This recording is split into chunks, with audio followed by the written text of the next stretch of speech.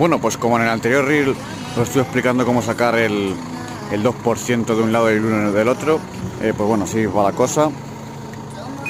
Hay que subir aquí una gotita de nada, un pelín. Pero aquí ya veis que va con caída, va el terreno con caída para allá y luego va con caída hacia abajo. Así que bueno, en próximos reels os enseñaré ya cómo va quedando la cosilla. Vamos a hacer otro tramo. Y bueno, espero que os vaya gustando esta serie de reels de nivelaciones. Nada, es un pedazo me gusta. Nos vemos en el siguiente. Adiós.